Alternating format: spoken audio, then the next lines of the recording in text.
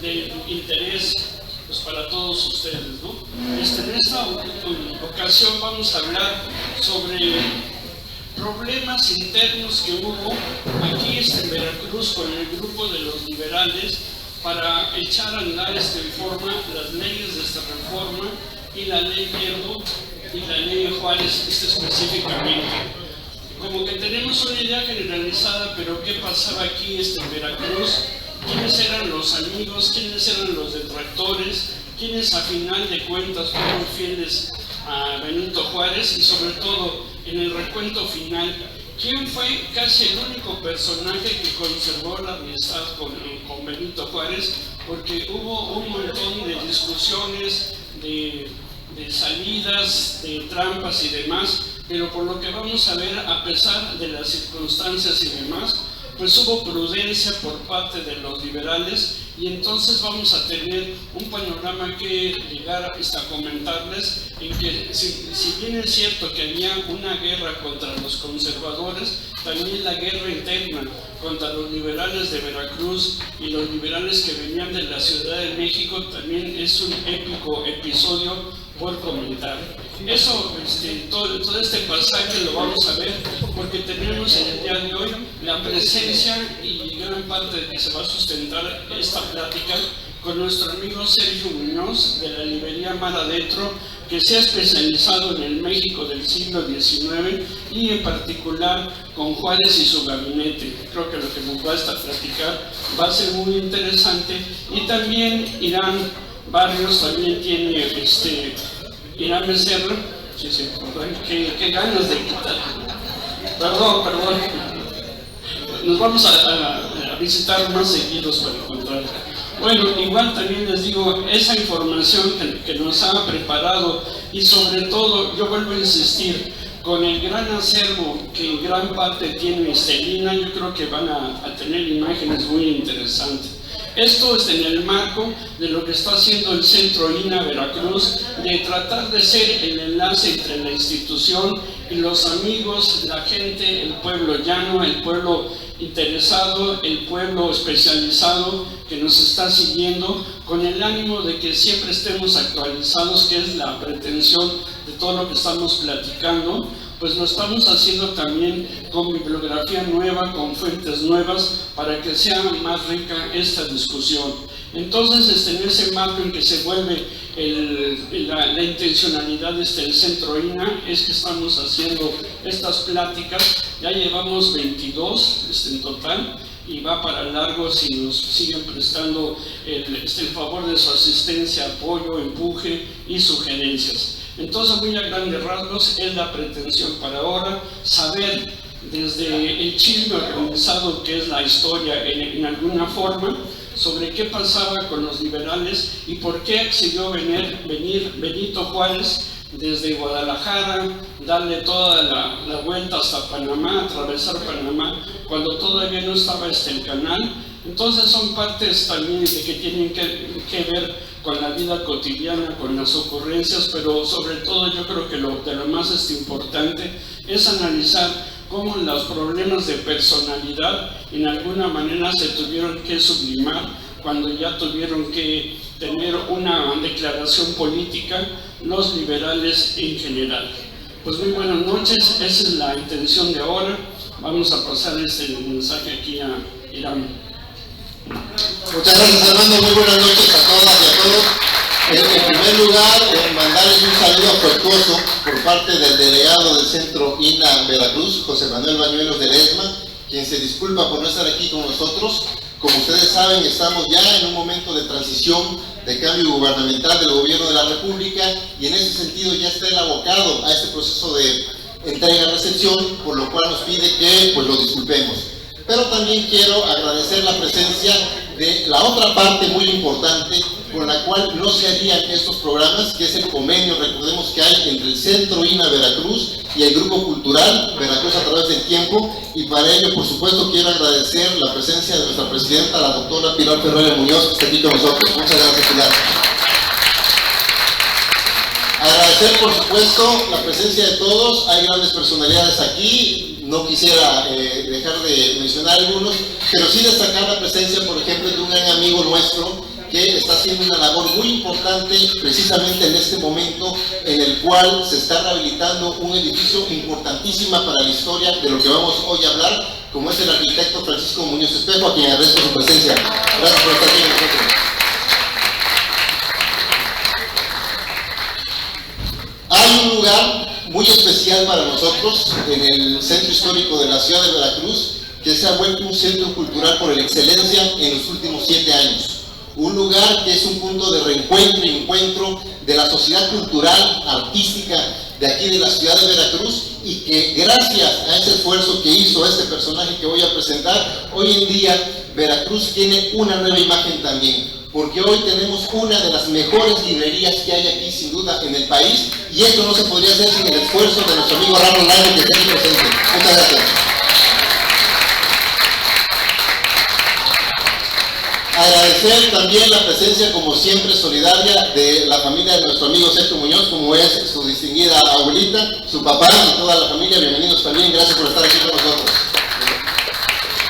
Entonces, amigas y amigos, como siempre, en esta ocasión vamos a hablar del contexto histórico, en dónde estamos parados cuando hablamos de la Guerra de Reforma, cuáles son sus antecedentes, cuáles son los personajes principales que estuvieron vinculados a este proceso que empieza en la década de los 50 del siglo XIX. Vamos a ver a estos personajes, vamos también a ver cómo era el Veracruz de esa época, para que finalmente podamos tener un contexto nacional, un contexto estatal y municipal, y finalmente poder entender lo que llamamos popularmente la gran grilla que hubo entre el gabinete de Benito Juárez, que es lo que nos va a explicar posteriormente nuestro amigo Sergio Muñoz Martínez. Si nos permite, comenzamos.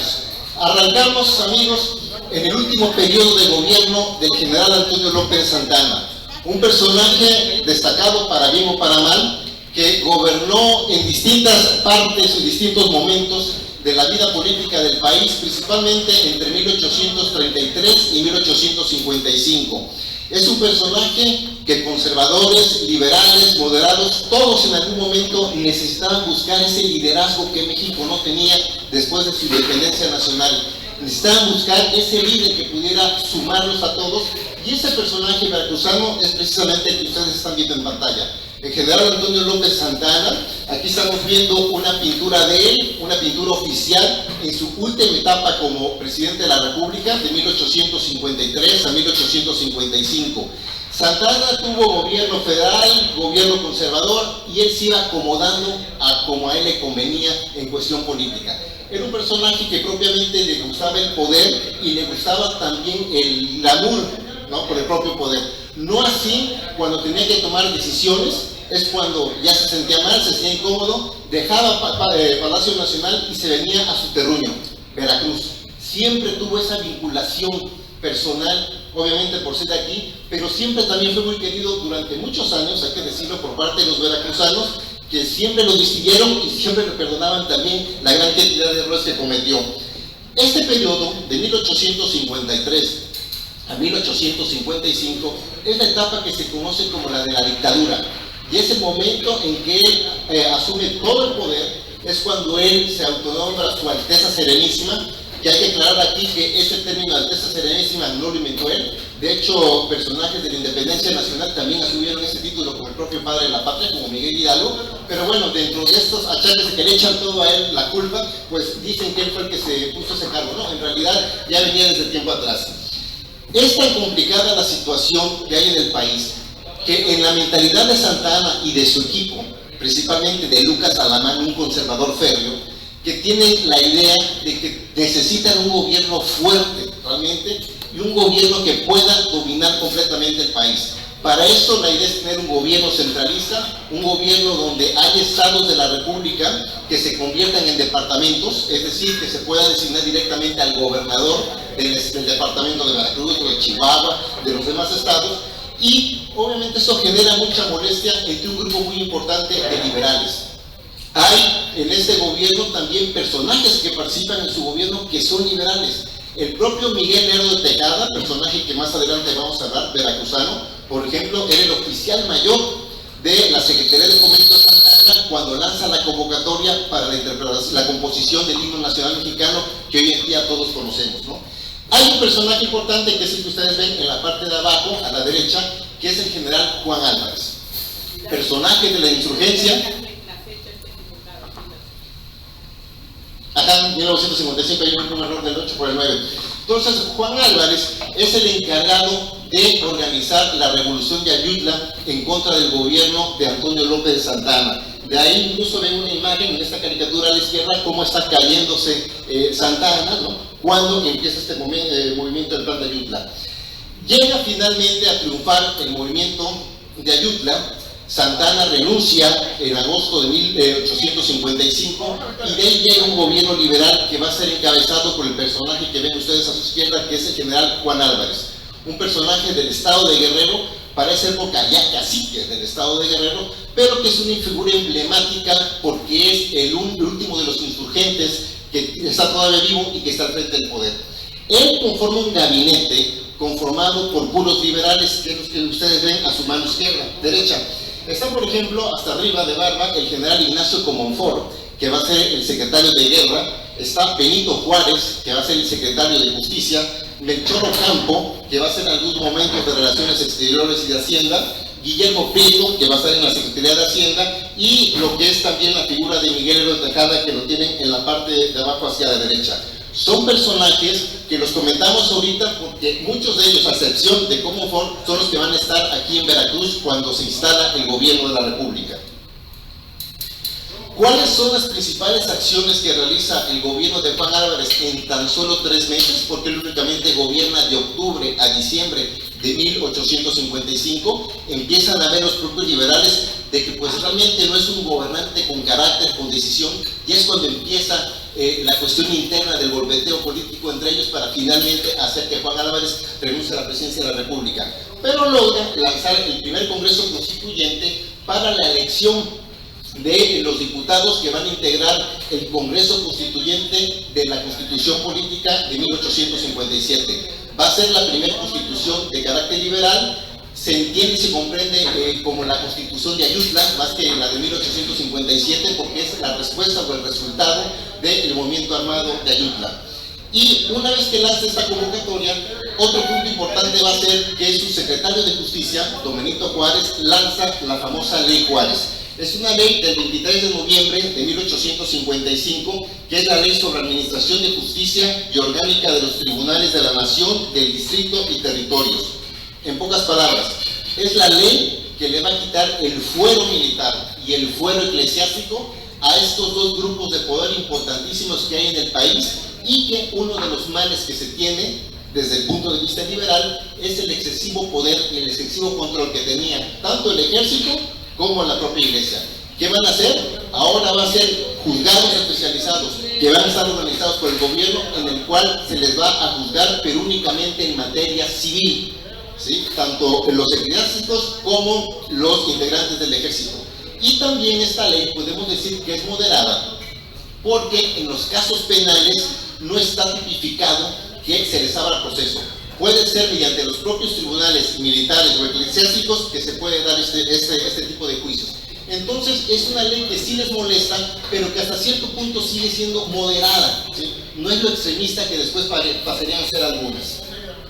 Una vez que renuncia don Juan Álvarez, el hombre fuerte en ese momento es el secretario de Guerra, y es el general Ignacio Comonfort, a quien ustedes están viendo a mano izquierda.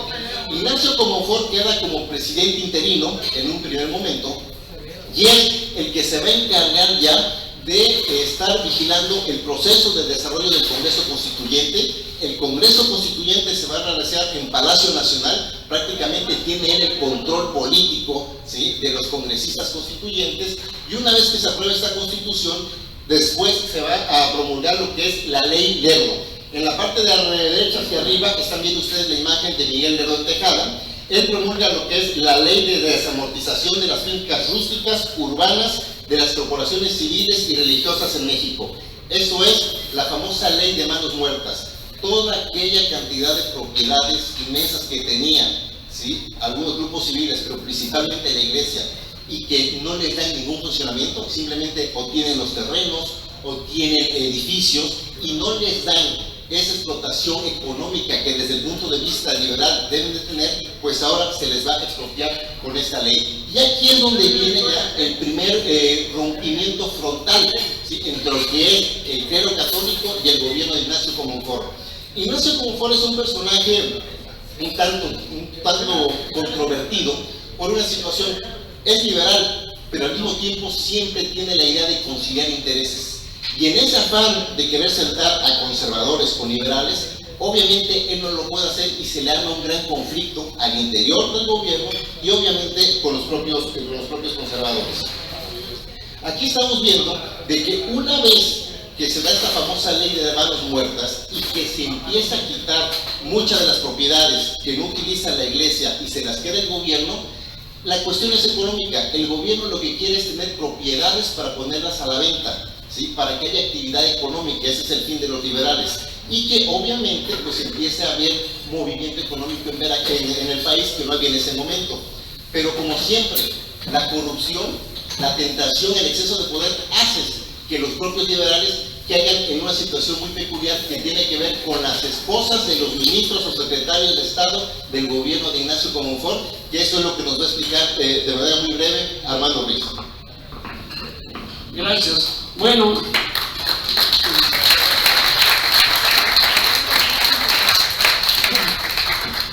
para ejemplificar este arduo trabajo de consolidación de lo que ya venía haciendo la ley Lerdo, uno de los principales beneficios fue precisamente que el gobierno en turno tenía toda esa información económica sobre lo que iban a costar esos lotes. Era una información en principio confidencial, pero este documento que vimos aquí, que está suscrito el 16 de diciembre de 1856, a los pocos meses de dada esa ley, pues nos pone un poco en consideración de ver las cuestiones éticas y morales de la gente que está con la gente en el poder, que sabe de los costos que se van a vender las propiedades, los terrenos de la iglesia y lo que estaban en manos muertas. Entonces aquí en este documento encontramos que fueron identificadas el caso de María Caso, esposa de Guillermo Prieto, y Mercedes Urquiaga de Lerdo de Tejada.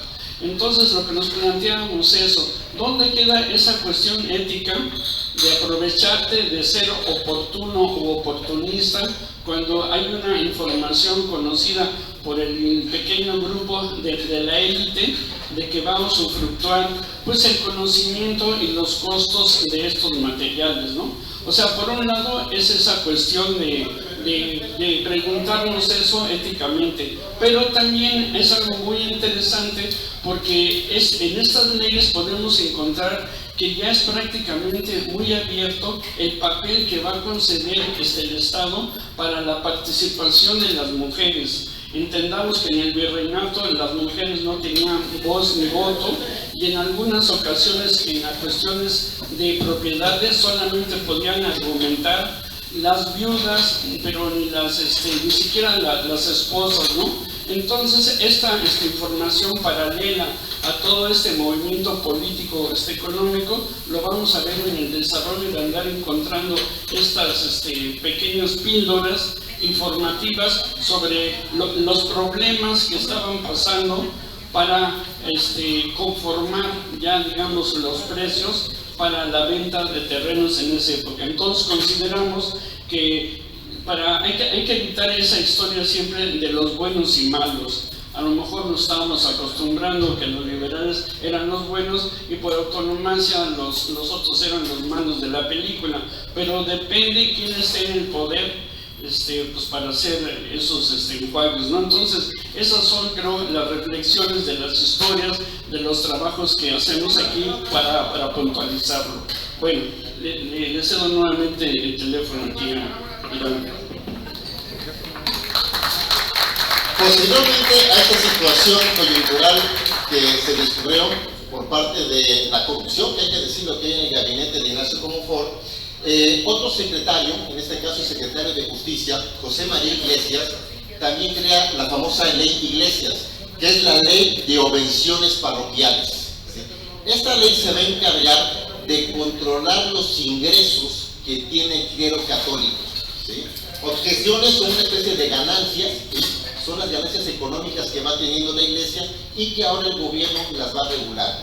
Va a establecer las formas en las cuales la iglesia tiene que cobrar todos los servicios que da, bautismos, matrimonios, entierros y demás, pero también establece de manera muy especial que todas las personas pobres, que no tienen obviamente recursos y que son católicos, no tienen la obligación de pagar el diezmo que obligatoriamente tienen que dar. Es una cuestión de carácter social, independientemente de la separación de Estado y Iglesia, que la ley Iglesias considera que es necesario aplicar. Y esto obviamente es otro golpe más que se da entre el gobierno federal y el gobierno y el sector clerical. Una vez que se aprueba la Constitución liberal el 5 de febrero de 1857, hay malestar. Y hay que decirlo, la propia población, que en ese momento es muy creyente, es muy católica, ¿sí?, ven mal esas acciones que está realizando el gobierno de Comonfort, rechazan la Constitución liberal de 1857, y en el ánimo de Comonfort de querer presionar que efectivamente todos los funcionarios de gobierno aplicaran la Constitución, ordena que tanto los funcionarios federales como de los demás niveles de gobierno, incluyendo los municipios, hagan el juramento de lealtad a la Constitución. Obviamente, esto genera dentro de las propias familias de los trabajadores y funcionarios de gobierno una división, porque las más católicas en ese momento pues, son las esposas, y las esposas le empiezan a decir a los funcionarios de gobierno: ¿cómo vas a hacer un juramento a una Constitución que está atacando a la iglesia, ¿no? Entonces los funcionarios entran en una crisis personal y familiar, porque dicen, por un lado, me está presionando mi esposo, mi familia, para que no renuncie yo, para que no jure yo la Constitución, y por otro lado, pues mi jefe del gobierno, el presidente y toda la estructura de gabinete, nos están presionando que juremos la Constitución. Entonces sí se da un conflicto muy fuerte, y hay muchos funcionarios del gobierno que optan incluso por renunciar. Prefieren apartarse del gobierno antes que jurar esta Constitución y tener pues una especie de división con sus familias. Entonces, este conflicto se viene todavía a afectar más cuando el personaje que están ustedes viendo en la pantalla, que es el arzobispo de México, don José Lázaro de la Gracia y Ballesteros, ¿sí?, exige que todos aquellos que sean católicos no juren la Constitución, y si la juran, como dice ahí, serán excomulgados, se les negarán los servicios espirituales, religiosos, confesiones, bautizos, matrimonios, entierros en campos santos. Se niegan a esto, y obviamente esto genera todavía una crisis mayor dentro de la propia sociedad mexicana. Y aquí se está empezando a organizar una división muy profunda, no solamente ya entre los grupos políticos liberales y conservadores, sino entre las propias poblaciones, las propias familias, los propios amigos. Empieza a haber una división muy fuerte. Viendo esa situación, que los liberales moderados no están de acuerdo con la Constitución de 1857, que los conservadores y la Iglesia la están rechazando, el propio gobierno, comenzando con Comonfort, titubea de seguir aplicando esta Constitución, es cuando tres personajes, hubo otros más, pero los más destacados, ¿sí?, como este que estamos viendo aquí en pantalla, Félix Zuluaga, junto con Juan José Vaz, que es el gobernador del Distrito Federal, y Manuel Paino, que en algunas ocasiones fue secretario de Hacienda de Comonfort, van a ver al presidente Comonfort, al arzobispado de Tacubaya, que es donde está asentado Ignacio Comonfort, y le hace ver a Comonfort el peligro que hay, que la población no acepte la Constitución y que ellos consideran que es necesario que se pueda llevar un proceso de reforma o incluso convocar a un nuevo Congreso Constituyente para hacer una nueva Constitución, alegando o diciéndole a Comonfort que obviamente él va a quedar como presidente de la República con plenos poderes en lo que se convoca a este Congreso Constituyente. Y aquí empiezan a tejer muy fino, y aquí es donde entra Veracruz. Hay para ese momento un gobernador en Veracruz, que es gobernador interino desde 1856, que todos aquí lo hemos nombrado, que es Manuel Gutiérrez Zamora.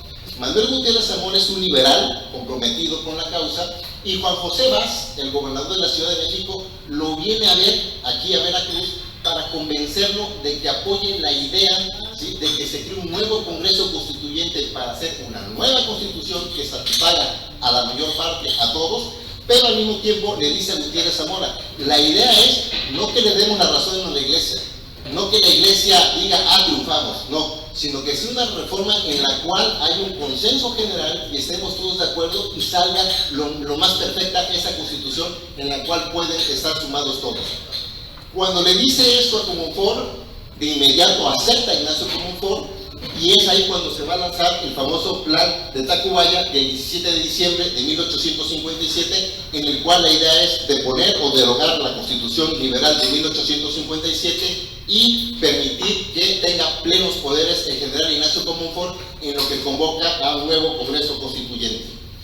Es aquí cuando Ignacio Comonfort busca, platica con el que ahora para ese momento es el presidente de la Suprema Corte de Justicia de la Nación, que es el que tienen ustedes a su derecha, que es Benito Juárez. Por constitución, a partir de esta constitución de 1857, a falta de presidente de la República, quien lo sustituye en automático es el presidente de la Suprema Corte de Justicia de la Nación. En este caso, a falta de Ignacio Comonfort, sería Benito Juárez. Ignacio Comonfort invita a Benito Juárez. Benito Juárez, con palabras muy educadas, muy atentas, le dice que lo felicita por esta nueva idea y demás, pero que no lo va a acompañar en este proceso. Desconfía Ignacio Comonfort de Juárez, siendo presidente de la Suprema Corte, y lo manda a encerrar. Lo tiene en la casa por un tiempo. De ahí viene una situación destacada. A mano izquierda ven ustedes una pintura poco conocida del general coronel Manuel Gutiérrez Zamora, gobernador de Veracruz.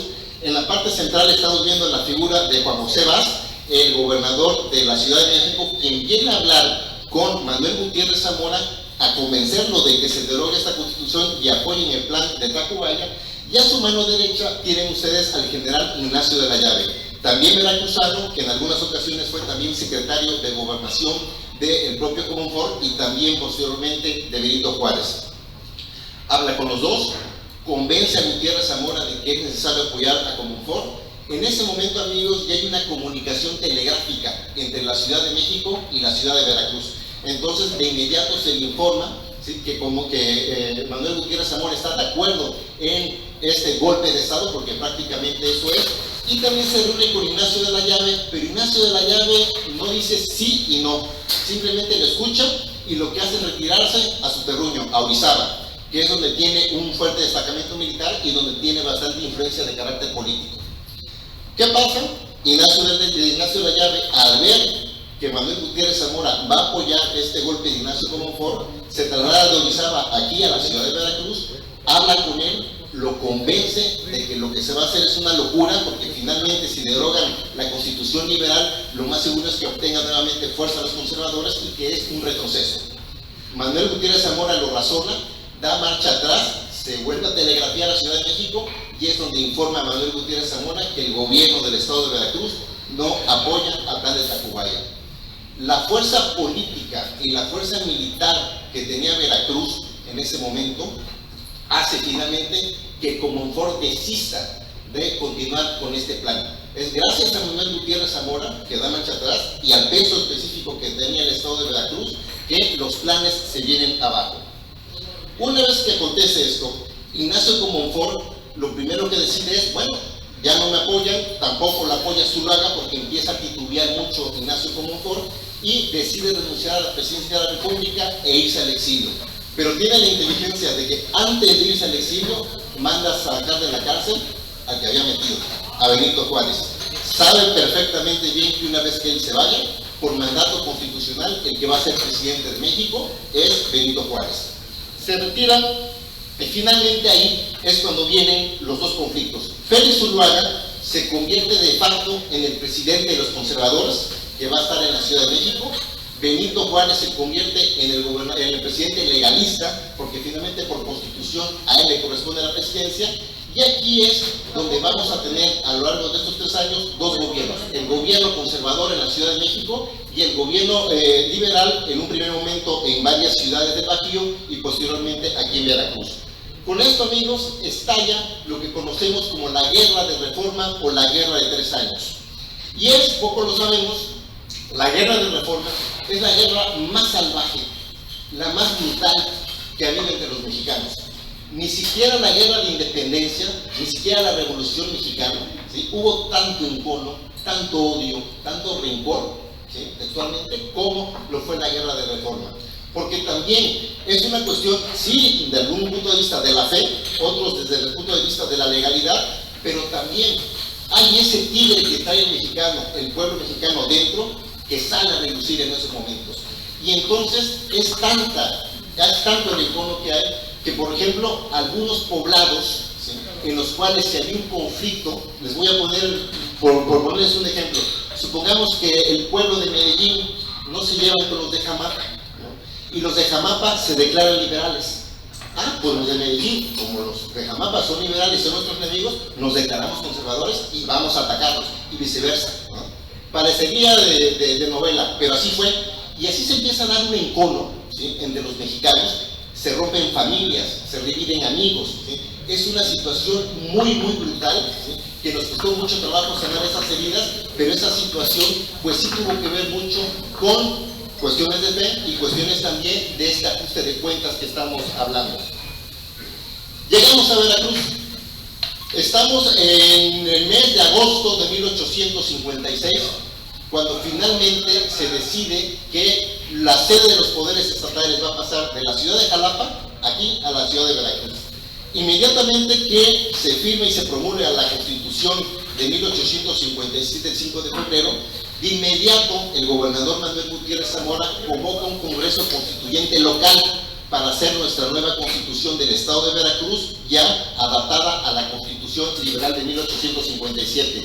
Y es cuando el 18 de noviembre, precisamente de este año, el Congreso Constituyente del estado de Veracruz, sentado aquí en esta ciudad y puerto de Veracruz, es que se promulga la Constitución Política del estado de Veracruz por parte de Manuel Gutiérrez Zamora. ¿Cómo era Veracruz en ese tiempo? Estamos aquí mostrándoles uno de los mapas que están más cercanos a la época de la Guerra de Reforma. Es un mapa de la ciudad de Veracruz de 1854.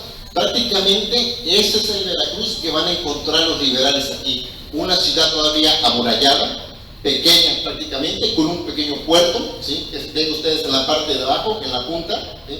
Y aquí estamos viendo en ese mapa dos lugares importantes que más adelante los vamos a ver. En el punto rojo, que logran ver hasta arriba, es lo que hoy en día es la calle de Madero con Zamora. En esa esquina es precisamente donde estuvo la casa en donde en un primer momento vivió Benito Juárez.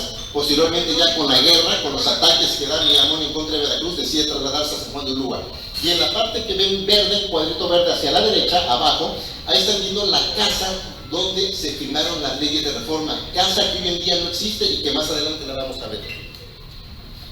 Estamos hablando de Veracruz en ese momento. Es una ciudad que cuenta con tan solo 10,000 habitantes. Es una pequeña ciudad en comparación con el estado de Veracruz, que en ese momento tiene 394,000 habitantes. Estamos aquí en esta casa, que es el Gran Hotel de Diligencias. En ese momento ya existe el Gran Hotel de Diligencias. Hay un servicio diario de diligencias que parten de aquí, de este hotel, pero que es un concepto importante, no llega a la Ciudad de México. Esta diligencia sale de Veracruz, pasa por la Ciudad de México y llega como destino final a Guadalajara. Es también una ciudad en donde tenemos prácticamente 8 años con un servicio de ferrocarril pequeño. Es el ferrocarril que se inaugura en 1850 y que recorre lo que es la estación a la altura de lo que es el Parque Zamora. Va a recorrer ese tren hacia Cabeza Olmeca, se da la vuelta y prácticamente va a irse hacia Tejería. Importante decirlo porque es la primera ruta que hubo formalmente en el país. También somos en ese sentido privilegiados dentro de la historia nacional, porque Veracruz cuenta con un primer ferrocarril y que en este momento ya está funcionando. Está Veracruz instalado aquí, y el personaje que ven ustedes en medio es el entonces presidente del Congreso del Estado de Veracruz, que ustedes lo han oído nombrar por la calle, José de Empara, que está a 3 cuadras hacia acá, hacia la zona de Montesinos. José de Empara es fundamental para el gobierno de Manuel Gutiérrez Zamora y es fundamental también dentro de esta alianza de liberales que hay. Gracias al apoyo de estos personajes es que Benito Juárez decide instalar la capital de la República aquí, en un recorrido que más adelante nos va a platicar Sergio de cómo sale de la Ciudad de México y todo ese recorrido hasta que llegue aquí a Veracruz. ¿Por qué Veracruz? En primer lugar, por el apoyo político que Benito Juárez y los liberales van a tener del gobernador Manuel Gutiérrez Zamora, el apoyo político de otros destacados personajes como es José de Empara, presidente del Congreso, que había sido alcalde de Veracruz, y el apoyo militar, que también es muy importante decirlo, del general Ignacio de la Llave, quien ustedes ven a mano derecha. Otro punto importante de Veracruz, porque es el factor económico, cómo se va a mover el gobierno de la República, cómo va a trabajar, ¿sí? Veracruz se caracterizó por tener una fuente de ingresos permanentes a través de ¿qué? De la aduana marítima de Veracruz. Es donde entra el dinero constante y sonante que no solamente llega a Veracruz, sino que contribuye en una medida muy importante para las finanzas públicas del gobierno de la República para esa época. Esta es la imagen, ¿sí? Ven la Puerta del Mar, que todavía existe, que está en la parte de atrás de lo que es la región naval actualmente, y a mano derecha es donde podemos ver en ese edificio donde estaba la aduana, donde llegan los recursos. Con esos recursos se va a mantener el gobierno de Benito Juárez durante esos 3 años, ¿sí? Otro factor importante es la comunicación con el mar. En cualquier momento que se requiera, tienen la comunicación para huir en un momento dado, pero también para comunicarse y tener ahí lo que es la comunicación en materia de comercio, ¿sí? En materia de compra militar, de armamento. Entonces Veracruz es una puerta fundamental para el grupo de los liberales. Parte de la arquitectura de Veracruz también cambió con la propia presencia de los liberales aquí. Es estando Juárez en Veracruz cuando Manuel Gutiérrez Zamora empieza a ver que estratégicamente es necesario que tengamos una visión amplia de lo que hay alrededor de la ciudad. En ese momento la ciudad, como vimos hace un momento, estaba todavía amurallada. No podemos ver más allá de la muralla, aunque estaba pequeña, no más de 3 metros de alto, pero también necesitamos tener una visión hacia el mar por cualquier ataque que podría venir.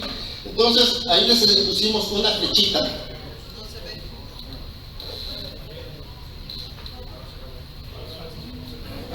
Sí, así se ve. Es un complot de los conservadores. Así, ya. Bueno, ahí déjala, no te muevas. Dice ahí el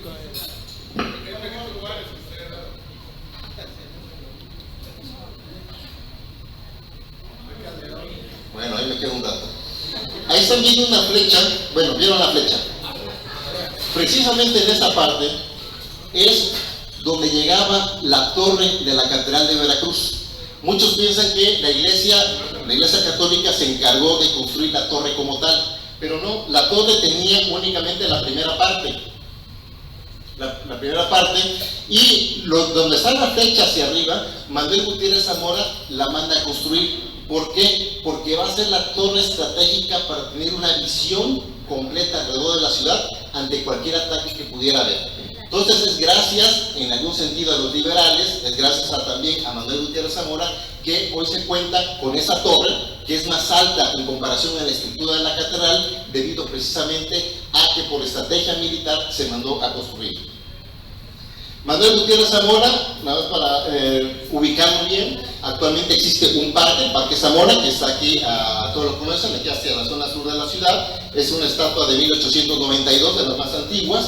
La parte de aquí atrás, la calle, se llama Zamora, es precisamente la imagen que tienen ustedes a su derecha, ¿sí? Estamos viendo también aquí este edificio donde se acostumbran a comprar las nieves de Huevo, precisamente aquí en la zona hacia el malecón. Esa casa ahí vivió y ahí murió Manuel Gutiérrez Zamora. Tiene la coincidencia porque donde murió Manuel Gutiérrez Zamora es precisamente esa calle la que lleva ya su nombre, ¿sí? Por eso es la lógica de que la calle actualmente se llame Zamora. Aquí estamos viendo esta casa que está aquí haciendo la obra de rehabilitación nuestro amigo Francisco Muñoz. Es la casa donde vivió Benito Juárez en un primer momento. Está en la esquina de lo que es Zamora con Madero. Aquí fue donde va a comentar más adelante Sergio una anécdota interesante de Juárez estando en esta casa, y próximamente se va a rehabilitar y va a ser parte de un museo muy importante en el cual todo esto que ustedes están viendo pues también obviamente se va a conocer y va a ser otro atractivo cultural y turístico para nuestra ciudad.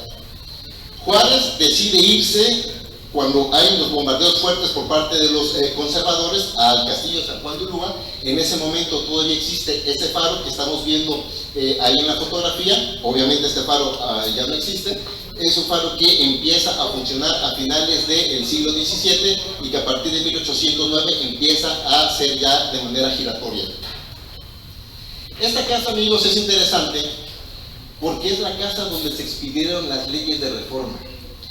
Hay un mito de que actualmente el recinto de la Reforma, donde era el Parque Juárez, hay una placa ahí incluso, ¿no?, dada por un presidente de la República, que dice que ahí fue donde se firmaron las leyes de reforma.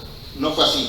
Ese convento de San Francisco fue objeto de las leyes de reforma y obviamente fue expropiada por el propio gobierno, fue administrada primero como bodega, luego como faro, después como biblioteca pública, y a partir de 1968 es el recinto de la reforma.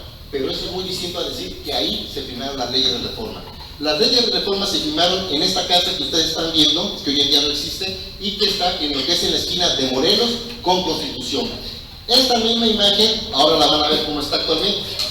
Es precisamente en ese parquecito que ven ustedes en la esquina, ahí es donde estaba esa casa donde se firmaron las leyes de reforma, y el edificio que estuvo al lado y que está al lado, que en algún momento fue el consulado de los Estados Unidos, ahora es el edificio Leyes de Reforma, que también dentro de este proceso de dar a conocer la historia del liberalismo se está rehabilitando para que en un momento dado puedan entrar en funcionamiento. Y es así como Veracruz se convierte en residencia del gobierno constitucional, se convierte en el último reducto liberal y en el defensor de la legalidad, como está catalogado desde ese momento. Una vez que llega Benito Juárez aquí y todo el movimiento interno que hay del gabinete, es lo que a continuación nos va a explicar nuestro amigo Sergio Muñoz. Gracias.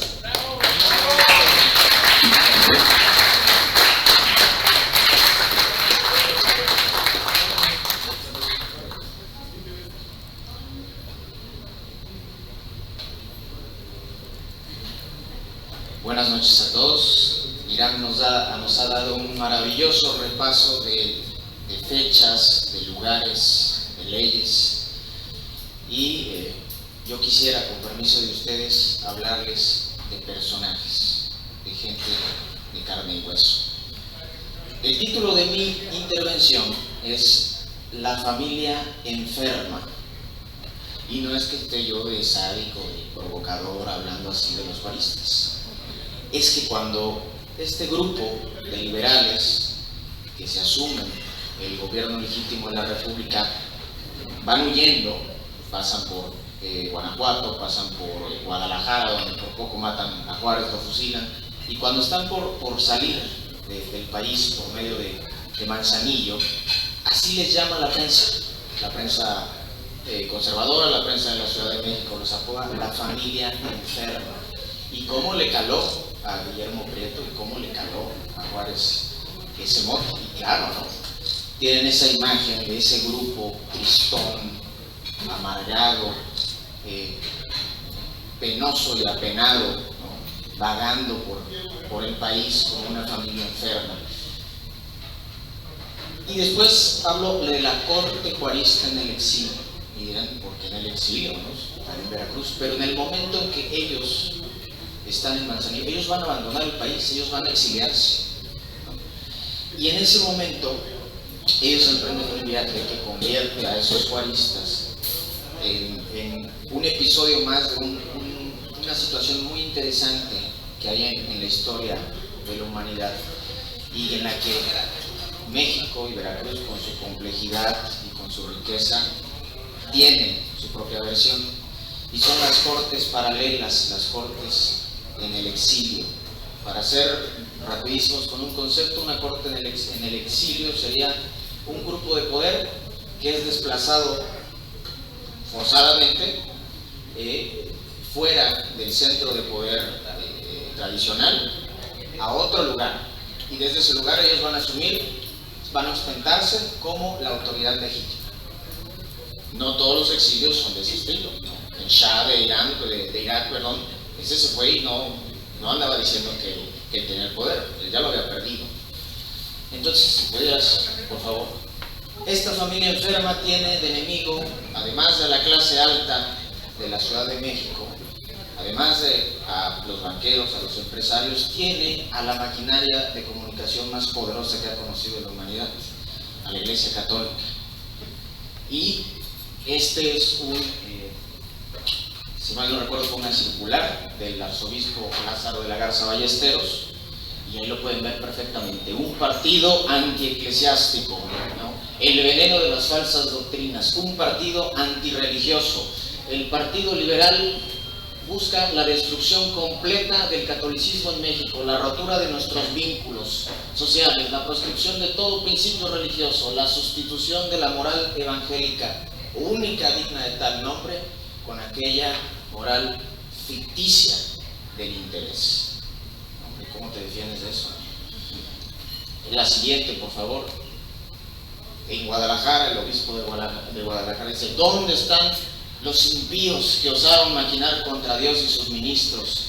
Han desaparecido como la nube que arrebata el huracán, arrebatados por la ira de Dios, mientras ellos están yéndose al exilio, saliendo. Y lo que ocurre es que los juaristas no se van a quedarse a otro país. Ellos hacen un circuito, salen por Manzanillo, cruzan por la actual Panamá, llegan a Nueva Orleans, en Nueva Orleans pasan por La Habana y llegan al puerto de Veracruz, y en ese momento ellos se vuelven un ejemplo más de eso que les digo, la corte del exilio. Y les voy a dar 3 ejemplos rapidísimos, por favor. Constantinopla, la funda Constantino el Grande, y él se muere, el emperador de Roma, el Imperio Romano. Y durante los siguientes 100 años, sus sucesores, uno en Constantinopla va a decir: es que yo soy el legítimo de aquí y de allá de Roma. Y otro en Roma va a decir: es que yo soy el legítimo de aquí y de allá de Constantinopla. Y así durante 100 años, hasta que se fragmenta el imperio formalmente y tenemos el imperio romano tradicional y el imperio romano de Oriente, el imperio bizantino, todo eso. Por favor. Los mismos papas. En el siglo XIV al XV tuvimos un papa en un territorio que pertenecía al papado en Aviñón, en el sureste de Francia, diciendo: no, el papa soy yo, no el que está en Roma. Y otro en Roma diciendo: no, el papa soy yo, no el que está en Aviñón. Y con guerra de por medio de eso, no era nada más que eran los mensajitos, era guerra de por medio. El siguiente, por favor. Carlos I, cuando lo rodean las fuerzas parlamentarias que lo quieren matar, se lleva a la corte a Oxford. Y no solamente se lleva a la corte, sino que se inventa un parlamento que legisla de acuerdo al sistema legal establecido de la monarquía inglesa, y ahí estuvo, hasta que perdió, hasta que lo capturaron y hasta que lo decapitaron. Y el siguiente, que es el más romántico, es el bisnieto de Carlos, que llega en un botecito con 14 amigos, llega por Escocia, por la costa más violenta de Escocia, y con su personalidad, con su voluntad, tenía 25 años, va convenciendo a los clanes, va convenciendo a los grupos políticos, y termina de pronto entrando a la ciudad de Edimburgo como el legítimo heredero, aunque había otro rey en Londres, un pariente, ¿no? Desde luego. Y ahí estuvo, ahí tuvo su corte en el palacio de Holyrood, hasta que perdió la guerra, y a él no lo mataron, pero él sí se alcanzó a pelar, ¿no? Y pasó el resto de sus vidas, ahora sí en el exilio, sin poder alguno. ¿Cómo ocurren estos ejemplos? Dirán: ah, serio, tú me estás aquí apantallando con unos ejemplos de historia universal que no tienen nada que ver y estás buscando paralelos donde no los hay. Pero lo que ocurre es que estos ejemplos ocurrieron porque la situación política de estos lugares permitía que una persona dijera a sus enemigos: ¿me quieres romper la madre? Inténtalo. Pero el contenedor de la autoridad legítima soy yo. Yo tengo el derecho divino de gobernar, así que donde yo esté, está la autoridad legítima. Y hazle como quieras y vamos a ver cómo nos toca. Y en un país como México ocurrió exactamente lo mismo con Benito Juárez. Y dirán: ah, pero es un vocabulario de monarquía, ¿no? ¿Qué es eso del derecho divino? Y no me vengas a decir que Juárez, que el derecho divino, sí era una cosa muy diferente. Pues en enero de 1858, mientras estos juaristas están dirigiéndose hacia el exilio, ellos emiten esta circular a los conciudadanos: la persona del primer magistrado del país, el presidente Juárez, es más bien una institución sagrada, porque ella mantiene el depósito de las leyes. Es su representación viva, es su imagen más auténtica. Esa persona no se pertenece, no es dueña de sí misma, no puede disponer de sus destinos, pertenece al país. El maravilloso uso de un vocabulario más viejo que cualquier cosa, faraónico incluso, con un giro republicano. Y para tú poder tener un discurso así y poder mantener una corriente política así y una corte en el exilio así como la vamos a ver, tienes que tener tres cosas. Tienes que tener robustos ideólogos que puedan elaborarte ese discurso, esa ideología y que mantengan convencidos a tus partidarios, a tus aliados, y que también impongan a tus enemigos, porque la ideología también impone al de enfrente. Necesitas despiadados operadores que hagan que tu poder ocurra, que consigan las alianzas y los pactos necesarios para que ocurran. Y necesitas la fuerza bruta que por cualquier cosa pueda garantizar el ejercicio de tu autoridad. Y vamos a ver cómo cuando Juárez llega a Veracruz, ya trae o encuentra esos tres. Por favor, ¿no? Este es el puerto de Veracruz, el que llega a Juárez. Ese puerto está muy bonito, de hecho, quien guste se lo pasa, está bien bonito. Y lo encontré de pura chiripa en un archivo multimedia, y cuando guste se lo pasa, está bien bonito. Pero bueno, ahí llega. Y Juárez, por ahora sí, por favor. Juárez se encuentra con el gobernador Manuel Gutiérrez Zamora. Y Manuel Gutiérrez Zamora es un personaje muy decimonónico, es elegantísimo, sobrio, un férreo administrador de las tropas veracruzanas, un gran operador, adorado por su pueblo, pero una cosa muy particular, es antisantanista. Imagínense, ha habido gobernadores que lo intentaron ser los más amados, pero ninguno le llegó ni a los talones a lo adorado que fue Antonio López de Santana en Veracruz. Ahora imagínense, mientras sigue vivo el general, un general popular, un gobernador popular que además es antisantanista. Hay que darle crédito a una personalidad de ese estilo, ¿no creen? Entonces Manuel Gutiérrez Zamora recibe a Juárez y él ciertamente era un gran personaje y además un hombre honesto, nunca se le encontraban cosas, pero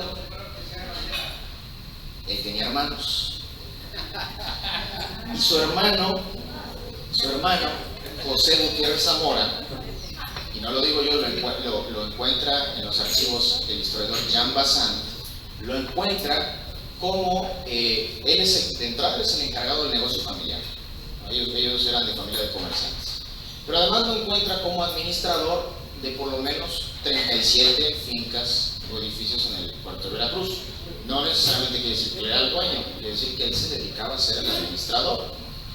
Pero bueno, 37, ¿no? Era el segundo más importante del puerto. Y otro hermano, Rafael Gutiérrez Zamora, que creó una sociedad dedicada a especular, una sociedad inmobiliaria dedicada a especular con terrenos o edificios nacionalizados a las corporaciones, y que 10 años después hizo un negocio redondo. Esos son los Gutiérrez Zamora. Pero de Manuel Gutiérrez Zamora no me pueden hablar mal, a eso sí la verdad, y ya veremos por qué. Cuando el general Miguel María Echegaray acaba de tomar Jalapa, conservador, lo está tomando para el gobierno de la Ciudad de México, le manda un mensaje a Gutiérrez Zamora: oye, no somos enemigos, te conozco, eres gente de bien, ríndete, entrega la plaza, va a haber lugar para ti. Y Zamora le contesta: reflexione usted bien, recuerde que la historia es inexorable y que ha inscrito con el nombre de traidores a varios por no haber querido enmendar a tiempo un error. Traducción: no tengo nada en contra de ti, pero te estás equivocando, te voy a ganar y la historia te va a destruir. Vamos a ver cómo nos toca. Por favor. Ahora, la llegada de Juárez al puerto de Veracruz es la llegada de un presidente, ¿no? Hace rato había un escandalazo porque estaba el desfile infantil, no se compara, ¿no? Hablamos de cañones, hablamos de de la banda de guerra, hablamos de tambores, hablamos de cornetas. Es la llegada de un presidente. Y en un país como lo había sido la Nueva España, en un país como era este México independiente, que estaba acostumbrado, que era estamental, que tenía perfectamente claro dónde iba cada quien, qué era cada quien. Como bien dice, por ejemplo, Antonio Rubial, en que la fiesta era la manifestación por excelencia del estamento social. ¿Qué quiere decir esto? Que en las fiestas, no, a ver, estos iban acá, y este gremio iba acá, y este gremio se podía vestir así, y este gremio podía traer a tal santo, y este gremio podía traer a este otro. Y cuidadito, y te salías de la fila, cuidadito, y te pasabas antes. En un país así, donde todo estaba perfectamente acomodado, imagínense la escena, la imagen revolucionaria de el gobernador criollo, despilado, elegante, recibiendo con toda la reverencia al gobernador indígena, chaparrito, con su traje negro gastado. Era una imagen ciertamente revolucionaria. Y hay una anécdota que hay un tema con Juárez. Él siempre fue muy reservado, muy misterioso. Entonces, lo que sabemos de Juárez en muchísimas ocasiones es por lo que contaban los que estaban alrededor de él, pero los que estaban alrededor de él tenían interés de que fuera magnífico, ¿no? Y hay una anécdota sobre cuando llega a esta casa que Irán nos señaló. Él pasa por la cocina y la cocinera no sabe quién es. Ella simplemente ve a un indio entrando a la cocina y que lo agarra a cucharazos. Esa es la anécdota, y que después, a la hora de servirle la comida, y ve que está la cabeza, se apena y le dice: discúlpeme, señor presidente. A ver, tampoco entró en harapos. De ser así, no habría entrado en harapos a la cocina el presidente Juárez. ¿No lo creen? ¿No? Ahora, ¿ustedes de verdad creen que no iba, todos los trabajadores del Centro de Veracruz no iban a ver esa llegada del presidente? ¿No lo iban a ver desde antes? A mí personalmente me suena un poco inverosímil. La he visto recogida en un libro de Andrés Enestrosa, me parece que es más bien novela histórica, y no sé exactamente si él es el quien inventa o quien la recoge, probablemente quien la recoge. Pero eso ocurre con Juárez. Juárez está rodeado de una maravillosa constelación de grandes escritores como Guillermo Prieto, de grandes, bueno, como veremos a continuación, Ocampo, que era igual un escritor por sí mismo. Entonces a veces decimos: uy, ¿y en qué momento estamos viendo al Juárez literario de sus cuates, ¿no? Entonces nos vamos a la siguiente. Se junta el gabinete constitucionalista, el gabinete juarista. Tenemos, y no son nada más 5 o 6, es todo un séquito. Ellos, en muchos casos sus familias, sus clientes, en el sentido de sus trabajadores, sus asistentes personales. Y bueno, básicamente es agarrar a un montón de grillos y meterlos a un salón en el calor de Veracruz. ¿Qué puede salir mal?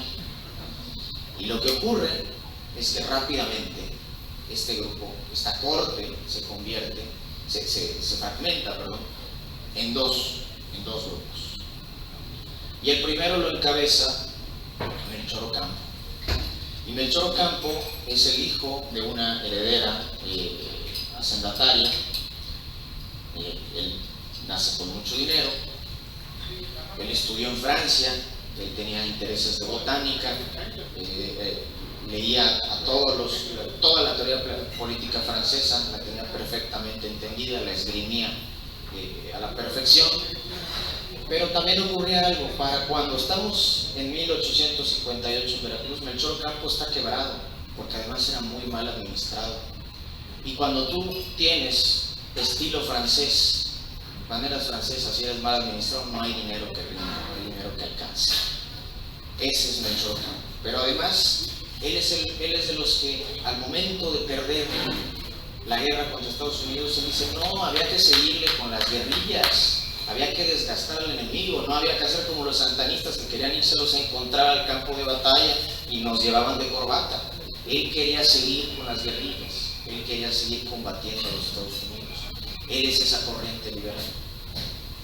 Por el otro lado está Miguel Lerdo, y Miguel Lerdo es todo lo contrario.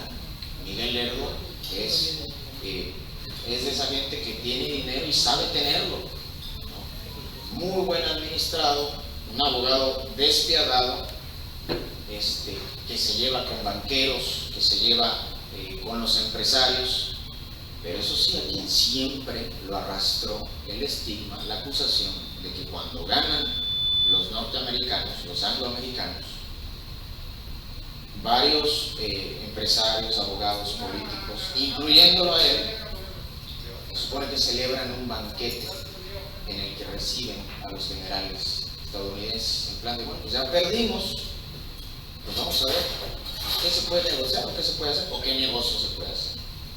Eso siempre él lo arrastró.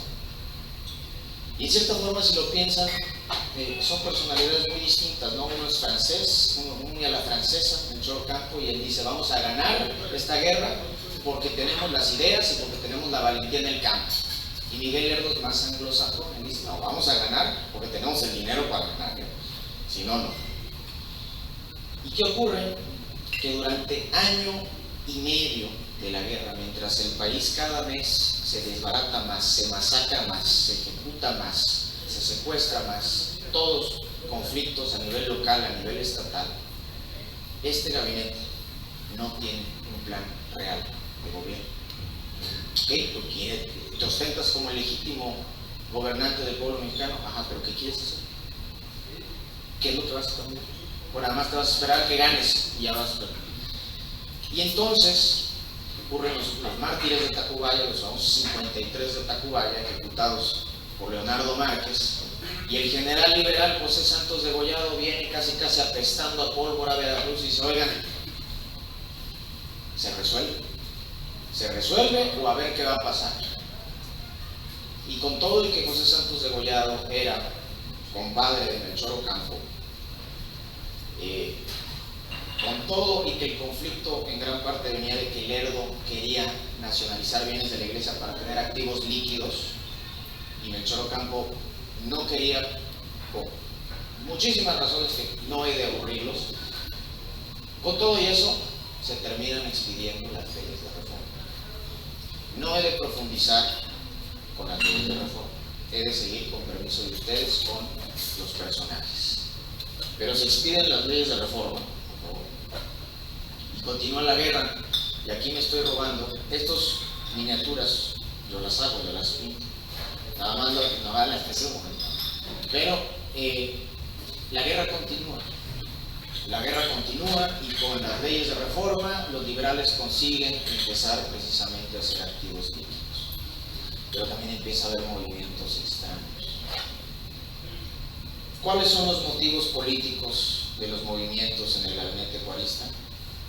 Realmente no lo sabemos, pero de pronto Melchor Ocampo está negociando con el embajador americano Robert McLean, está negociando un posible tratado, y al mismo tiempo Miguel Lerdo pasa de julio a, me puedo estar equivocando, pero si no me equivoco llega a finales de julio y se va a finales de septiembre de 1859, son que 2 meses, casi 3 meses en Estados Unidos, en que él hace un triángulo: Nueva Orleans, Nueva York, Washington. Y todo esto lo reporta el enviado liberal de los juaristas en Washington, que es José María Mata. José María Mata es yerno de Melchor Ocampo. Entonces obviamente le está pasando todo el chisme. Oye, Lerdo se está viendo con estos. Oye, Lerdo anda haciendo esto. Y una frase maravillosa, parafraseándola, le dice José María Mata Ocampo: los banqueros te dan amabilidad o te dan crédito. Y yo sé que yo soy muy adusto, muy amargado, y yo sé que a Lerdo lo reciben muy bien, pero el que ha conseguido los préstamos he sido yo. Los banqueros te dan amabilidad o te dan crédito. Pero además, a José María Manta le llega una carta desde Francia, de un Oseguera, un compatriota, y él le dice: hey, aguas porque aquí yo me estoy enterando que Lerdo les está haciendo doble juego. Y así como está trabajando con ustedes, él se está poniendo de acuerdo con Manuel Escandón para ver qué negocios pueden hacer. Manuel Escandón, los Escandón, son una familia de empresarios veracruzanos y ellos terminarían teniendo su lugar en la historia porque son quienes hicieron las grandes obras ferrocarrileras de Veracruz. Una investigación que, por cierto, está haciendo en este momento, ya debería estar por terminar, la Bernardo García Díaz, va a hacer un libro muy interesante sobre los escándalos. Imagínense, una carta así. Y bueno, por favor, la siguiente. Ese es José Santos de Gollado. Cuando llegue lo que les platico, por favor. Entonces, a fin de cuentas, se negocia un tratado. Antes de que digan es que ese tratado Magdaleno Campo es que eran los liberales dándole la patria a los americanos para darles un paso por Tehuantepec, les voy a decir algo. El proyecto de infraestructura de crear un paso de mercancías por Tehuantepec, tanto conservadores como liberales lo estaban planeando. Los conservadores simplemente lo querían hacer con Reino Unido, y Reino Unido no le quería entrar. ¿Por qué? Porque no había seguridad de la inversión. ¿Cómo va a haber seguridad de la inversión en un país donde de un momento a otro un gobierno se depone o un gobierno le anula concesiones o negocios a cualquier inversionista? Pues no. Entonces, quien termina consiguiendo ese tratado, no voy a entrar a detalle con el tratado Magdaleno Campos, pero quien consigue ahora sí que esa negociación, llevarla a cabo, pues son los juaristas con los americanos. Y afortunadamente o desafortunadamente para ellos, aquí sí, ellos lo aprueban, pero en Estados Unidos el Senado no lo ratifica, porque el Senado traía sus propias guerrillas terribles entre republicanos y demócratas. Como les digo, hubo movimientos muy extraños durante la negociación del Tratado Magdaleno Campo, porque a media negociación es retirado Melchor Campo de la negociación. Y curiosamente, por algo que nada más se puede decir, en 1859 y en 2024 asumirá la cartera de Relaciones Exteriores el licenciado de la Fuente, porque es Juan Antonio de la Fuente quien asume durante 2 meses esa negociación hasta que vuelve Ocampo y Ocampo la termina. ¿Por qué lo hizo? Quizá las negociaciones estaban muy ríspidas con Ocampo y había que quitarlo un poquito, quizá era una válvula de presión, no lo sabemos. Lo cierto es que Benito Juárez era un político experto, así que si lo hizo fue por algo. Entonces, el Tratado Magdaleno Campo no pasa en el Senado, pero sí entra dinero y armas de los Estados Unidos. Y para resumirles, el último año de la Guerra de Reforma es básicamente eso. A los conservadores se les acabó el dinero y a los liberales les empezó a entrar y se acabó. Y Juárez se va en enero, por fin triunfante, por favor, gracias. Juárez se va triunfante a la Ciudad de México, juró a la familia enferma, ¿no? Y se queda aquí Manuel Gutiérrez Zamora. Pero el gobernador, en enero de 1861, se empieza a sentir mal, empieza a doler la panza, empieza a tener diarrea con sangre. Hoy todos somos muy afortunados, podemos estarnos tomando una cerveza, una coquita, un whisky por allá, pero en aquel entonces, si tú tomabas agua sucia, te daba disentería y se acabó el sueño. Y algo que sí le toca ver a Manuel Gutiérrez Zamora en la casa precisamente que nos señaló Irán por allá, es a otra familia enferma. A otra familia enferma. ¿Quién creen ustedes que pudiera ser? Bueno, ¿se acuerdan de esos que decían el Partido Liberal de la Gana? ¿Dónde están aquellos que intentaron contra Dios y sus ministros? Pues el arzobispo Lázaro de la Garza Ballesteros, el obispo de Michoacán, Clemente Mujía, que era archienemigo de Melchor Ocampo, toda esa élite, esa cúpula de la Iglesia Católica, la familia enferma, ahora yéndose hacia el exilio. Por los tiempos, a ver, no les voy a decir, sí, y Gutiérrez Zamora salió y los vio por la ventana y se burló. No, eso no nos consta, pero por los tiempos pudo haberlo alcanzado a ver. Y Gutiérrez Zamora muere el 21 de marzo de 1861, el cumpleaños del presidente que él sostuvo y que le debe básicamente a haberse curado y haber vuelto al poder en la Ciudad de México. Miguel Lerdo, es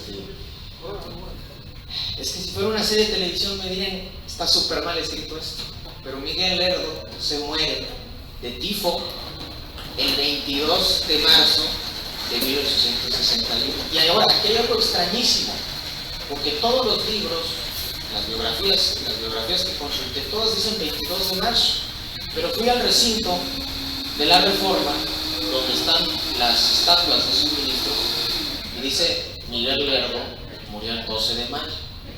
Ahora, bueno, a lo mejor pues, puedo estar equivocado, ¿no? A lo mejor tiene una acta de defunción inédita el Ayuntamiento de Veracruz. Vamos a darles el beneficio de la duda. Pero eso es lo que dice.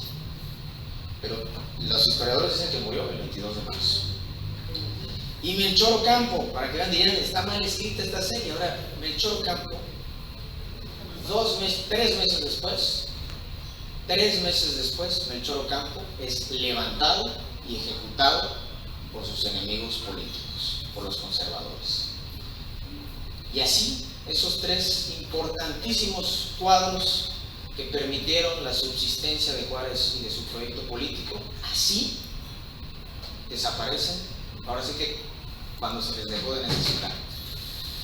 Pero ¿cuál es la moraleja de esto? Eran personalidades muy distintas, personalidades en ocasiones que chocaban, ¿no?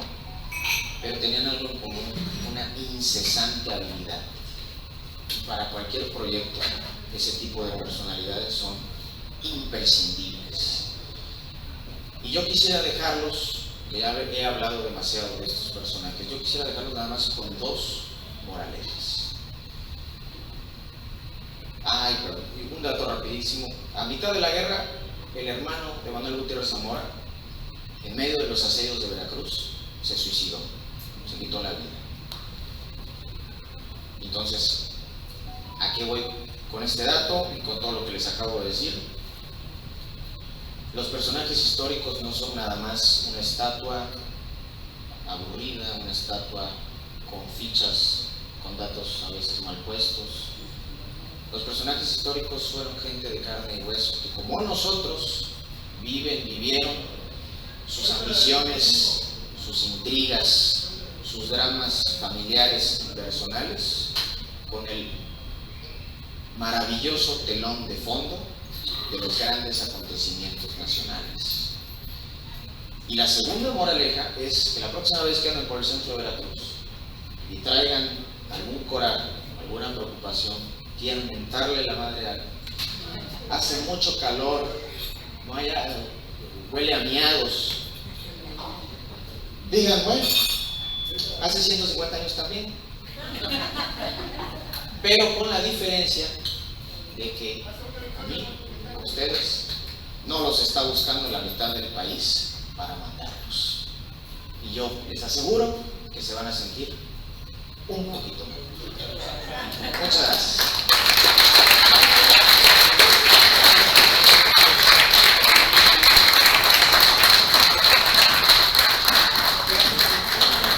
Bueno, pues muy ilustrativo. Desde un principio les dije que se trataba de eso, de hacer la combinación de acciones con personajes históricos, pero también, digamos, revelar algo de las psicologías, de las conductas de los personajes. Lo que vamos a hacer ahorita es un ejercicio, como les decía, esa cuestión. Guillermo Prieto yo creo que fue uno de los personajes más inteligentes, pero que por egos o lo que sea tuvo más problemas, incluso con Benito Juárez, de ponerse en contra, de salirse del equipo y volver a regresar. Eso es algo como que medio inconcebible, pero también revisando esta cuestión de las cronologías, resulta ser que en el año de 1871, a la muerte de Margarita Maza, la esposa de Juárez, él es el encargado de las últimas palabras.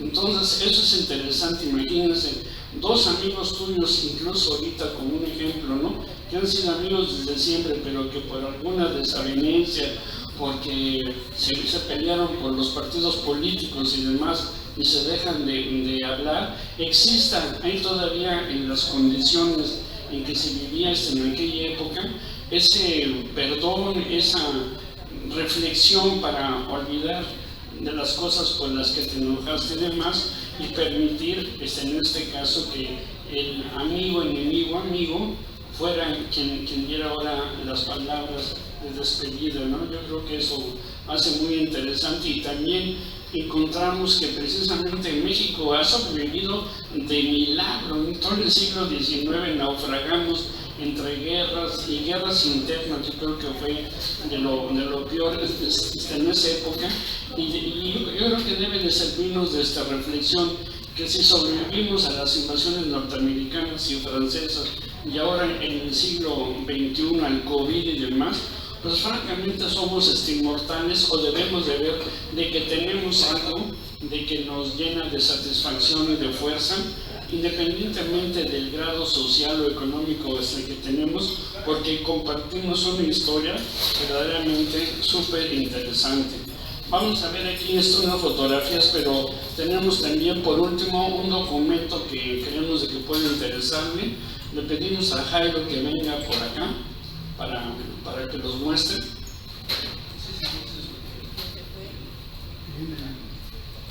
Y bueno, un poquito para decirles, ¿no? Siempre es en mi caso la constante que, aparte de la revisión bibliográfica y de documentos, yo sí hago hincapié en que el acervo fotográfico mayoritariamente del INE que ocupamos aquí es uno de los grandes logros, una gran fototeca nacional, que en algún momento de ocio, que nos peleemos con la pareja o demás, es muy interesante andar de ocioso metiéndose a la mediateca y ver todas estas fotografías de todos estos capítulos.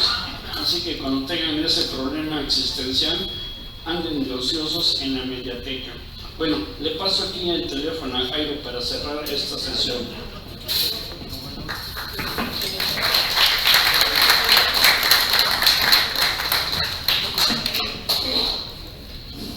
Bueno, pues buenas noches.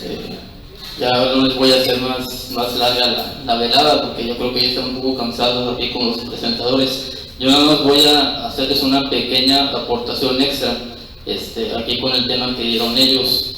Es muy interesante porque se me hizo muy interesante este documento, porque pues, precisamente habla de un acontecimiento importante que ocurrió mientras Juárez estaba aquí con su gabinete liberal en Veracruz.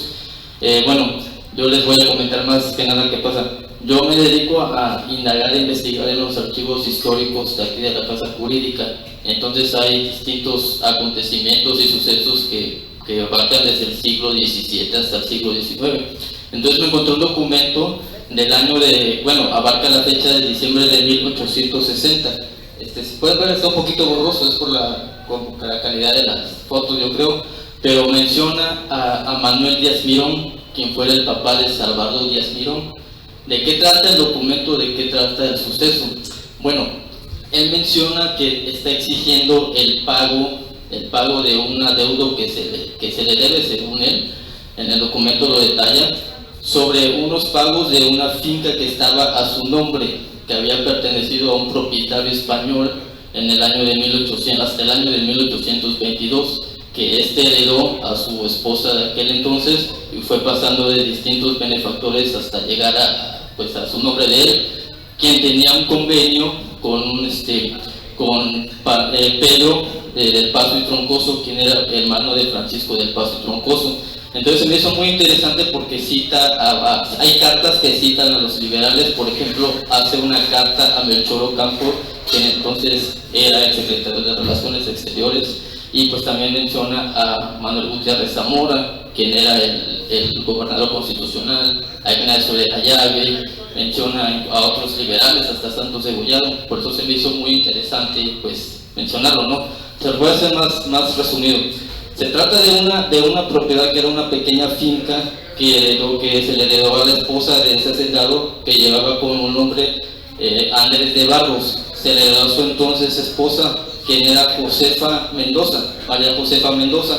Entonces esta propiedad estuvo la mitad del nombre a ella, o sea, de las ganancias. Esta finca tenía también otros negocios, como por ejemplo la exportación de fruta, de verdura, tenía reses, tenía distintos oficios, ¿no? Entonces la mitad de este valor de esa finca estuvo en nombre del convento de Loreto, que en ese entonces era el convento que estaba anexado al hospital de Loreto, que es el que se encuentra hasta la fecha. Entonces fue pasando de distintas albaceas hasta llegar a manos de Manuel Díaz Mirón, quien antes estaba a otro nombre, que era una señora que fue su esposa o estuvo casada con ella. Entonces él se avala en la ley Juárez del 13 de julio de 1859, que era la reciente ley que había creado Juárez. Entonces él exige el pago, al ya de tener nombre de las escrituras, exige un pago de pues, la mitad de los bienes que él exige. En cambio, pero no se le da una resolución en el momento, porque como estaba la mitad de la propiedad del nombre, el nombre del convento, la ley Juárez también excluía de todos los bienes eclesiásticos. Entonces querían pues ellos apropiarse como tal de la propiedad. Entonces cita varias cartas, por ejemplo a Melchor Ocampo, que le cita pues quiere las ganancias. En ese entonces el monto ascendía no más de 3,000 pesos de la época. Entonces Melchor Ocampo no le da respuesta. En lo que yo pude indagar en los archivos no le da respuesta. Hace una carta citada a Manuel Gutiérrez Zamora, quien tampoco le da una respuesta satisfactoria. Cita a Ignacio de la Llave, quien tampoco pues no le da respuesta. Entonces al final, pues lo que yo pude investigar, porque la verdad está un poco largo el documento, son como más de 30 páginas. O sea, yo puse las principales, no sé si podemos seguir adelante. Lo que me causó curiosidad fueron las firmas, las hojas con las firmas que no se ven. Bueno, esa es la portada, la principal donde menciona el caso. Esa es la hoja de las firmas, son como 5 hojas que vienen con firmas de testigos, de abogados, los nombres de los liberales que citan y pues de muchas personas, ¿no? El caso duró más hasta enero de 1861, precisamente pocos días después de que Juárez salió de la ciudad de Veracruz. Y pues bueno, la resolución es de que no le dan las ganancias a Manuel Díaz Mirón, no le dan, pasa a ser la propiedad a manos del gobierno liberal, y pues cuando se quedó con las ganas porque no recibió ni un peso.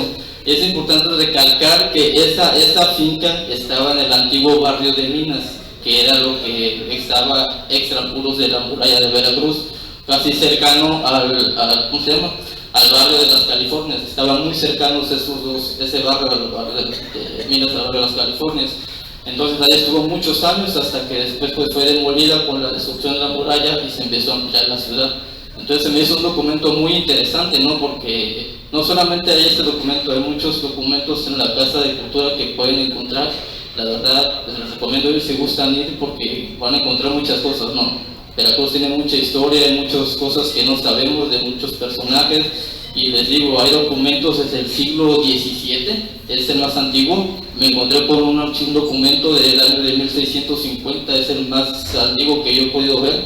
Y hay pues, los más recientes son como de 1920, 1930. Pero tienen muchas cosas, por ejemplo, ponen una escritura, una caligrafía que yo creo que ni el mejor escribano de la época la podría deducir porque es muy sensible, o sea, se necesita mucho estudio para deducir cómo escribían en esa época el caso, el documento, y ya los más recientes pues ya son más, pues con una taquigrafía más moderna para la época, ¿no? Y pues bueno, quería mencionar ya también como aportación pues los liberales, es muy interesante, ¿no? Porque pues, aquí en Veracruz tiene mucha historia. Por ejemplo, hablaron de Melchor Ocampo, que fue el primer personaje que citó Manuel Salvador Díaz Mirón, y me da curiosidad el nombre que tenía, por ejemplo en el documento como lo citan. ¿Saben cómo se llamaba Melchor Ocampo? ¿Su nombre original cuál era? El nombre original de Melchor Ocampo era José Telesforo Juan Nepomuceno Melchor de la Santísima Trinidad Ocampo y Valle, era el nombre original de Melchor Ocampo. José Telesforo Juan Nepomuceno Melchor de la Santísima Trinidad Ocampo y Valle, y así lo citan en el documento, ¿eh? O sea, tiene un nombre, yo me lo imaginaba, ¿no? Por ejemplo, a Degollado lo mencionan, y lo mencionan también con su en la parte final con su apodo que recibió, que era el héroe de las derrotas, que tuvo el héroe de las derrotas tuvo ese apodo, Santos Degollado. O sea, se me hace muy interesante, ¿no? Y nada más como ya como última aportación que se me hace muy interesante, que aquí mi compañero amigo Sergio habló, Santos Degollado es el único liberal, o corrígeme si estoy mal, que sale a vengar la muerte de Melchor Ocampo cuando fusilan a Melchor Ocampo de del Río. O sea, los liberales lo aborrecieron cuando estaba recibiendo el apoyo de Inglaterra porque él quería hacer una mediación entre conservadores y liberales. Entonces los liberales lo aborrecieron, o sea, lo consideraron casi un traidor. Entonces vivió en una depresión, su carrera política se vino al desagüe. Fue antes de ser nombrado, fue secretario de Relaciones, ¿no? Ya en el último mandato. Después, el tema de las carteras se brincan y se salen tanto que en ocasiones las fuentes se contradicen. Pero sobre Santos Degollado hay algo que vale la pena señalar. La ficha que está bajo su estatua de José Santos Degollado dice que terminando la guerra de Reforma se retiró a la vida privada, ¿no? Era la última foto de mi presentación. Dice que el general Santos Degollado terminó la guerra de Reforma y se retiró a la vida privada. Yo solamente espero, que obviamente Dios no lo quiera, si yo muriera violentamente por mis enemigos políticos y uno de mis mejores amigos y mis compadres se subieran a un caballo, fueran a tratar de vengarme, agarrar a los que mataron y los mataran en el intento, yo quisiera que muchos años después alguien no dijera, ah sí, se retiró a la vida privada y se murió. A lo mejor soy muy romántico por eso. Declararía benemérito de la patria como él, a vengar a muerte de un amigo sería. Pero bueno, esa es mi pequeña aportación, espero que les haya servido. Les reitero que cuando quieran visitar algún documento, una información, pueden visitar la Casa Jurídica, así como el INA, así como la librería Mar Adentro, que hay muchos libros interesantes. Y pues bueno, eso es todo de mi parte, era una pequeña aportación que les quería dar, y le paso el micrófono a nuestro Armando. Muchas gracias.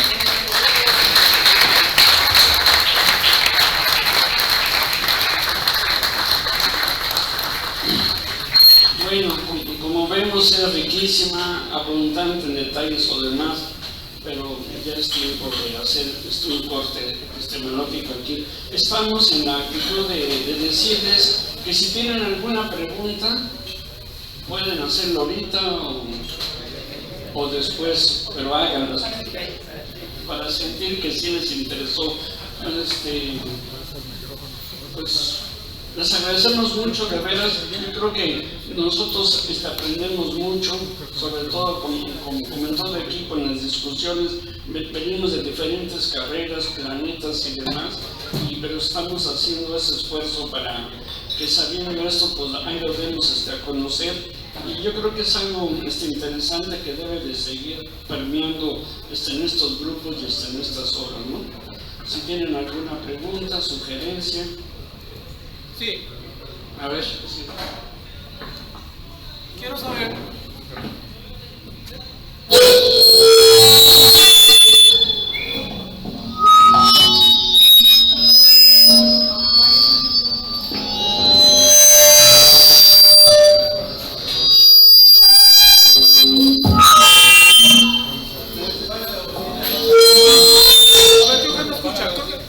Creo que sí me escuchan. Creo que sí me escuchan. Quiero conocer su perspectiva acerca de cuánto contribuyó la guerra fratricida de Reforma para que cuando viniera la intervención del Segundo Imperio hubiera la integración que no hubo con la previa intervención americana. Eso me gustaría saber de ustedes. ¿Cuánto contribuyó la guerra de Reforma para que la perspectiva como nación fuera diferente respecto a la anterior intervención americana? Bueno, está así rápido. Yo creo que es muy emotivo y eso está dicho por varios autores. Cuando fue la invasión americana, llegaron por Pedro, por su casa, no había un sentimiento de nación. El que vivía en Chihuahua no sabía qué le pasaba en Yucatán, y ya con esta experiencia dio un sentido general, pues el que éramos un pueblo con muchos valores, pero que teníamos que encontrarnos nosotros mismos, ¿no? Y yo creo que también en términos de hubo una moral obviamente más alta, de que también hizo que resistiéramos poco tiempo, aparte de la coyuntura que ya se tenía que ir a Francia. Pero sí, yo creo que hubo un cambio mental, psicológico, y ya podemos empezar a hablar de una conciencia de seres históricos nacionales. Pero también aquí Sergio tiene algo que aportar. Estoy totalmente de acuerdo con lo que dices, Armando, y yo nada más aportaría que la invasión francesa no se explica precisamente sin la guerra de reforma, porque el hecho de que se haya formado esta facción monarquista y que haya gestionado todo, fue una gestión impresionante de varias coronas en Europa, no se explica si no es porque el país políticamente se rompe y los enconos y las diferencias se vuelven tan irreversibles que la única solución era: te odio tanto que prefiero que venga uno de afuera. Entonces, de otra manera no se explicaría. Pero es un tema, esa pregunta da para muchísimo. Va más allá. De hecho, la guerra de reforma, como bien decían ellos, es el parteaguas de lo que va a ser la segunda intervención francesa. El gran error político que aprovecharon de Benito Juárez, que fue el hecho de decretar la suspensión de pagos a España, Francia e Inglaterra, permitió que ese grupo de conservadores dolidos y ardidos que estuvieron derrotados en la guerra de reforma tuvieran una manera de respirar políticamente otra vez, y que estos vínculos de conservadores como José María de Estrada, que están con la idea de mantener un gobierno conservador ahora a través de una vía monárquica, y que están constantemente luchando, teniendo reuniones políticas con el propio Papa Pío IX, con el propio emperador Napoleón III, que logra reunirse con él, ¿sí? Y que finalmente lo convencen de que puede establecerse una monarquía constitucional moderada, como era originalmente planteada aquí en México, es lo que le da la oportunidad a los conservadores, desde su perspectiva, ¿sí?, de retomar el poder. Ya no lo van a hacer ellos directamente, ¿sí? Ya no va a estar un presidente conservador al frente, ahora va a estar una monarquía, que en este caso va a estar encabezada por Maximiliano, y que es la manera en la cual ellos van a retomar el poder. Finalmente fracasan porque Maximiliano salió más liberal que Juárez, ¿no? Entonces esto evita completamente que los conservadores puedan realmente asumir el poder como lo quisieron hacer en esta segunda oportunidad. Como bien dicen ambos, la guerra de 1847, la guerra contra Estados Unidos, permitió que naciera el sentimiento nacionalista que antes no existía. Hubo la guerra de intervención norteamericana y hubo partes del país donde no mandaron ni un soldado a luchar en contra de los norteamericanos. La zona norte, por ejemplo, Zacatecas, Chihuahua, Sonora, Sinaloa, no mandaron nada. Y vaya, en honor a la verdad, cuando atacan los americanos la Ciudad de México, Santana está convencido de no rendirse, y eso hay que decirlo, porque se dicen muchas cosas Santana. Y Santana lo que quiere es, antes de rendirse, retomar un nuevo ejército para seguir combatiendo en contra de los norteamericanos. ¿Qué hace? Pues trata de huir y retomar tropas frescas en Oaxaca. ¿Y quién está de Oaxaca de gobernador? Benito Juárez. Y Benito Juárez se opone a que Antonio López Santana entre al territorio oaxaqueño para poder reagrupar tropas frescas para luchar en contra de Estados Unidos. Entonces también aquí el gran error que hemos cometido a lo largo de la historia nacional, ¿sí?, es que hemos vendido nuestra arma al diablo, por decirlo así, con tal de derrotar al contrario, ¿sí?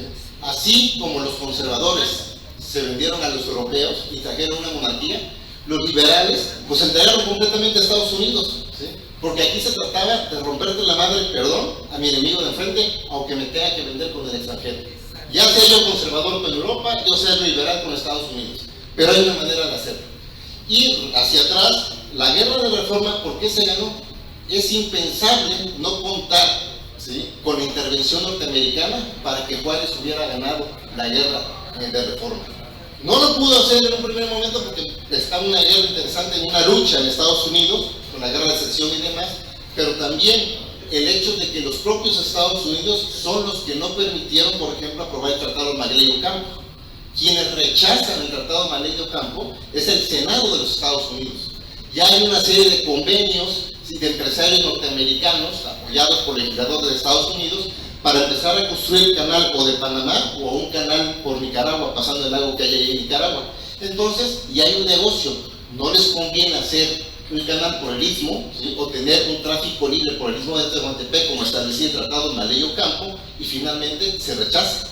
Pero esto ayudó a Juárez para que obtuviera 2 millones de pesos, ¿sí?, y para que tuviera el apoyo de una fragata norteamericana, la Saratoga, que estuvo aquí en las costas de Veracruz, ¿sí?, y que cuando vienen las tropas, las 2 buques que van a adquirir Miramón en Cuba, pues sean detenidos arbitrariamente, porque estos territorios son aguas nacionales donde Estados Unidos no se tiene que meter. Sin embargo, ven que llegan estos 2 buques, Benito Juárez está en San Juan de Ulúa, y cuando ven estos 2 buques dicen, no, pues son los barcos que adquirió Miramón. Y en la zona externa a donde está la muralla de Veracruz, en la zona de los Médanos, cuando van entrando estos 2 buques conservadores, empiezan obviamente a gritar el ejército conservador, porque ya está llegando pues la fuerza que va a permitir que se derroten a los liberales. Se escucha, entonces de inmediato Juárez pide a esta fragata, al capitán de la fragata norteamericana, que intervenga en contra de estos buques. Y ahí fue el fin, ¿sí?, prácticamente, o el inicio del fin de la guerra, ¿sí? ¿Por qué? Por la intervención norteamericana, ¿sí?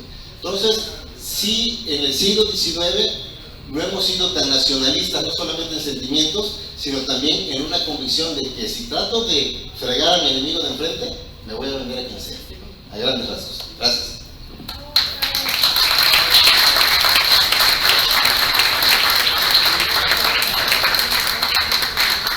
Bueno, si alguien tiene el espíritu nacionalista a flor de labio, que abren y se manifiesta. Si no es así, de verdad les agradecemos muchísimo su paciencia, que nos sigan y que estas charlas sean así de interés, porque pues hay que reflejarlo en nuestras vidas y en la educación o de los nietos, de los hijos. Eso creo yo. En fin, como ya no hay foro, muchas gracias. Buenas noches, muchas gracias.